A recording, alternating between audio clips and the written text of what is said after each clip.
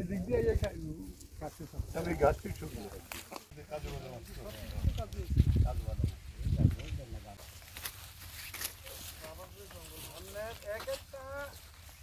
এটা তখন এরকমই দেয়।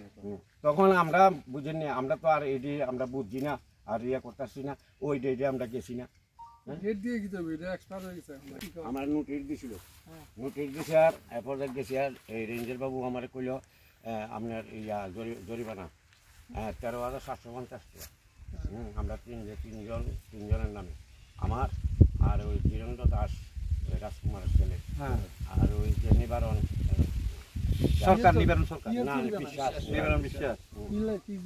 জরিমানা এই যে আমরা এই কাজু বাদাম কাটছি, এই কারণে আমরা গাছ কাটছি। কাজু বাদাম এটা কার? আমার। আমরা এটা অনেক দীর্ঘদিন ধরে আমরা আগে ফাট করতাম। তারা 25-30 বছর, অনেকে 50 বছর যাবত দখল করে আছে। তারা যেটা বললো, তাদের কাছে অ্যালটমেন্টের কাগজও ছিল, আছে। এটা এমনিতে এখন বাইসন ফরেস্ট রিজার্ভে পড়েছে, বাইসনের জন্য যে নির্দিষ্ট, কিন্তু গাছ থাকতে তো অসুবিধা কিছু নাই বাইসন পার্কের মধ্যেও।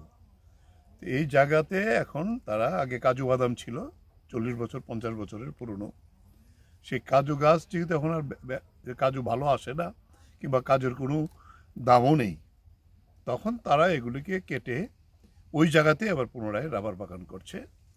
এরকম 4 বছর 5 বছর হয়ে গেছে। ফরেস্ট কিছু কিছু জায়গাতে নোটিশ দিয়েছে এগুলো করা যাবে না। এখন দেখা যায় রাতের অন্ধকারে এসে কে বা কারা এগুলো কেটে দিচ্ছে। 2 বছর 3 বছরের বাগান। এলাকার মানুষের ধারণা এটা ফরেস্ট ডিপার্টমেন্টেই গোপনে কিছু লোককে নিয়োগ করে এটা করিয়েছে।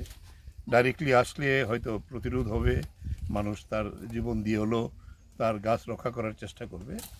এই যে অবর্ণনীয় কৃষকদের উপর অত্যাচার, ফরেস্ট ডিপার্টমেন্ট এবং তার নিয়ন্ত্রিত দুষ্কৃতিকারীরা, এটা আমরা তার প্রতিবাদ করছি, এবং এই বিষয়টা আমরা একেবারে সর্বোচ্চ স্তরে নিয়ে যাব।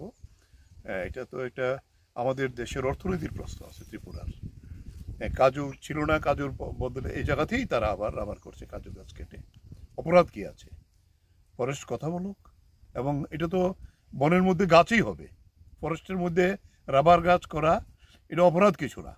ফরেস্ট এলাও করে রাবার গাছও হতে পারে বলে সেই জায়গায় দাঁড়ায় এটা বলতে পারে যে তারা আমাদের সুবিধা অসুবিধার লোকের সহযোগিতা করুক। বলে এটা খুবই অন্যায় করছে এই সাধারণ গরিব মানুষ যারা, এর উপরেই সংসার চলে। এইভাবে রাবার গাছ এখন একটা লাগাতে প্রচুর পয়সা যায়। 3 বছর হয়ে গেলে পরে তো তার গ্রোথ শুরু হয়েছে, 7 বছর পরে তার থেকে কষ আসবে এবং তার ইনকাম শুরু হবে।